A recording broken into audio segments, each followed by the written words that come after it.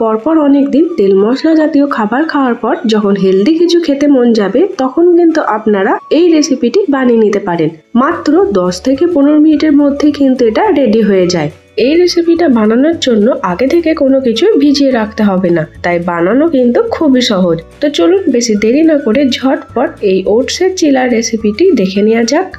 আর আমার ভিডিও যদি আপনাদের ভালো লেগে থাকে তাহলে অবশ্যই আমার চ্যানেলটি সাবস্ক্রাইব করে আমার পাশে থাকবেন। আমি 2 দিন অন্তর নতুন নতুন রান্নার ভিডিও আমার চ্যানেলে পোস্ট করে থাকি। ওটসের চিলা বানানোর জন্য আমি এখানে 1 বাটি মতো রোল ওটস নিয়েছি। আপনারা এখানে যে কোনো ওটস নিয়ে নিতে পারেন। ওই একই বাটিতে মাপ করে 1 বাটির থেকে কিছুটা কম সুজি নিয়েছি। এই পরিমাণ দিয়ে আমি কিন্তু প্রায় 4 থেকে 5টা মতো ওটসের চিলা তৈরি করে নিয়েছি। এর মধ্যে কিছুটা পরিমাণে আদা গ্রেটারের সাহায্যে গ্রেট করে দিয়ে দিচ্ছি। এই ওটসের চিলাটা বানানো যতটা সহজ, খেতে কিন্তু ততটাই টেস্টি লাগে। আপনারা অবশ্যই একবার ওটসের চিলাটা বানিয়ে দেখতে পারেন। এইবার এর মধ্যে দিয়ে দিচ্ছি কিছুটা পরিমাণে কাঁচা লঙ্কা। ঝালের পরিমাণটা আপনারা নিজেদের ইচ্ছা মতো কম বেশি করে নিতে পারেন। আর এই ওটসের চিলাটা কিন্তু আপনারা বাচ্চাদের টিফিন বক্সেও দিতে পারেন, কারণ এটা কিন্তু খুবই হেলদি। সেক্ষেত্রে আপনারা কাঁচা লঙ্কাটা স্কিপ করতে পারেন। যে বাটিতে মাপ করে সুজি আর ওটস নিয়েছিলাম সেই একই বাটিতে মাপ করে আমি দিয়ে দিয়েছি হাফ বাটি মতো টক দই আর 1 বাটি মতো জল। এই সবকটি উপকরণ কিন্তু খুব ভালো করে একটা পেস্ট বানিয়ে নিতে হবে। দেখুন এখানে ওটস আর সুজির পেস্ট কিন্তু একদম রেডি হয়ে গেছে। এবার একটা বড় বোলের মধ্যে এই পেস্ট আমি নিয়ে নিচ্ছি। যারা শুধু শুধু ওটস খেতে একদমই পছন্দ করেন না তারা কিন্তু একবার এইভাবে ওটসের চিলাটা বানিয়ে দেখতে পারেন। এটা খেয়ে কিন্তু আপনারা ধরতেই পারবেন না যে এটা ওটস দিয়ে বানানো। মিক্সিং জার ধোয়া কিছুটা জল এই পেস্টের মধ্যে আমি দিয়ে দিচ্ছি। একটা চামচের সাহায্যে ওটস আর সুজির পেস্টটা কিন্তু জলের সাথে খুব ভালো করে আমি মিশিয়ে নিচ্ছি। এটা কিন্তু একটা মোটা ব্যাটার তৈরি করতে হবে, খুব বেশি পাতলাও নয় আবার খুব বেশি মোটাও নয়। চামচের সাহায্যে আমি দেখিয়ে দিচ্ছি, আপনারা নিশ্চয়ই দেখে বুঝতেই পারছেন যে এর ঘনত্বটা কতটা রাখতে হবে। এখানে আমি একটা কাঁচা আলু নিয়েছি। আলুটা ছালটা ছাড়িয়ে খুব ভালো করে ধুয়ে পরিষ্কার করে নিয়েছি। একটা গ্রেটারের সাহায্যে গ্রেট করে এই আলুটা আমি এর মধ্যে দিয়ে দিচ্ছি। এখানে কিন্তু সেদ্ধ আলু ব্যবহার করলে চলবে না, কাঁচা আলুটাই ব্যবহার করতে হবে। যে বাচ্চা ছেলেরা সবজি খেতে একদমই পছন্দ করে না তাদের জন্য কিন্তু আপনারা এই ওটসের চিলার মধ্যে নানা রকম সবজি মিশিয়ে বানিয়ে দিতে পারেন। আলুটা গ্রেট করে এর মধ্যে দিয়ে দিলাম। পুরো আলুটা দিলে আমার একটু বেশি মনে হচ্ছিল, তাই অর্ধেকের বেশি আলু কিন্তু আমি ব্যবহার করেছি। এবার এর মধ্যে দিয়ে দেব কিছুটা পরিমাণে পেঁয়াজ কুচি। পেঁয়াজগুলো কিন্তু একদম ছোট ছোট করে আমি কেটে নিয়েছি। আর দিচ্ছি ধনেপাতা কুচি। ধনেপাতা যদি খেতে পছন্দ করেন তাহলে এখানে বেশ অনেকটা পরিমাণে ধনেপাতা দেবেন, এর ফলে কিন্তু চিলাটা খেতে বেশ ভালো লাগে। দিয়ে দিচ্ছি স্বাদ মতো নুন, সামান্য পরিমাণে চিনি আর প্রায় 1 চামচ মতো গোলমরিচের গুঁড়ো। এই সবকটি উপকরণ সুজি আর ওটসের ব্যাটারের মধ্যে খুব ভালো করে মিশিয়ে নিতে হবে। সবকটি উপকরণ মেশানোর পর ব্যাটারটা যদি খুব বেশি মোটা মনে হয় তাহলে আপনারা এখানে প্রায় 3 থেকে 4 চামচ মতো জল অ্যাড করতে পারেন। তবে ব্যাটারটা কিন্তু একদমই পাতলা করে নিলে চলবে না, মাঝারি ধরনের ব্যাটার তৈরি করতে হবে। মেশানো হয়ে গেলে এর মধ্যে দিয়ে দিচ্ছি হাফ চামচ মতো ভাজা জিরের গুঁড়ো আর প্রায় 1 থেকে 2 চামচ মতো লেবুর রস। এগুলো চিলার মধ্যে অ্যাড করার ফলে কিন্তু চিলাটা খেতে একদম চটপটা লাগবে।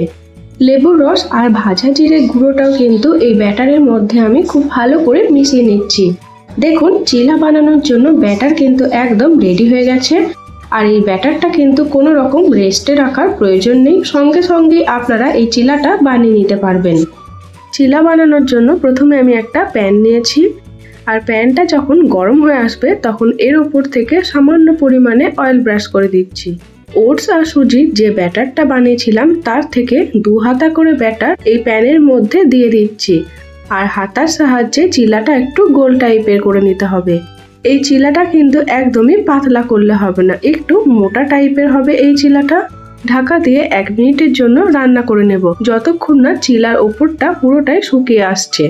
ঢাকা খুলে নিয়ে ওপর থেকে আমি আবারও সামান্য পরিমাণে অয়েল ব্রাশ করে নিচ্ছি। চিলাটার একদিকটা হয়ে গেলে খুন্তির সাহায্যে এটাকে পাল্টে দিচ্ছি আর ঢাকা দিয়ে আবারও 1 মিনিটের জন্য রান্না করে নেব।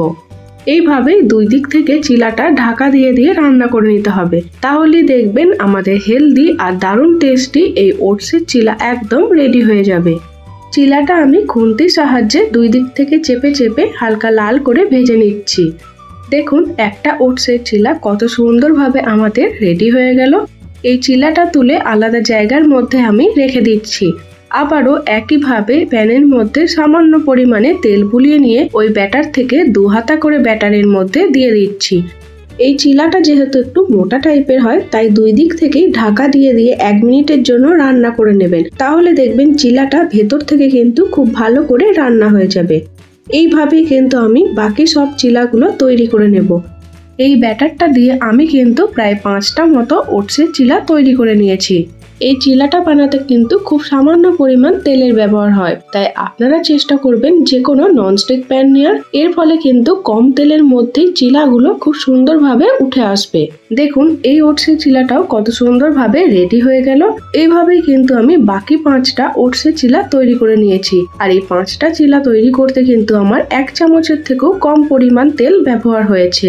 এইবার একটা প্লেটের মধ্যে এই গরম গরম ওটসের চিলাগুলো আমি টমেটো সসের সাথে পরিবেশন করে নিয়েছি। আপনারা চাইলে এখানে ধনেপাতার চাটনি দিয়েও পরিবেশন করতে পারেন। আমার কাছে বানানো ছিল না, তাই আমি টমেটো সস দিয়ে পরিবেশন করেছি। আর বেশি দেরি না করে আজই আপনারা বানিয়ে নিন ওটসের এই হেলদি অ্যান্ড টেস্টি চিলাটা। এটা আপনারা ব্রেকফাস্টে বা ডিনারেও কিন্তু বানিয়ে নিতে পারেন। একটা চিলা আমি এখানে হাতের সাহায্যে ছিঁড়ে দেখিয়ে দিচ্ছি। আপনারা নিশ্চয়ই দেখে বুঝতেই পারছেন যে এই চিলাগুলো কতটা সফট হয়েছিল। অবশ্যই একবার এই ওটসের হেলদি অ্যান্ড টেস্টি চিলাটা বানিয়ে দেখবেন। তো আমার এই দারুণ টেস্টি আর হেলদি ওটসের চিলার রেসিপি আপনাদের কেমন লাগলো অবশ্যই কমেন্ট বক্সে জানাবেন। আর প্লিজ আমার চ্যানেলটি সাবস্ক্রাইব করে আমার পাশে থাকবেন।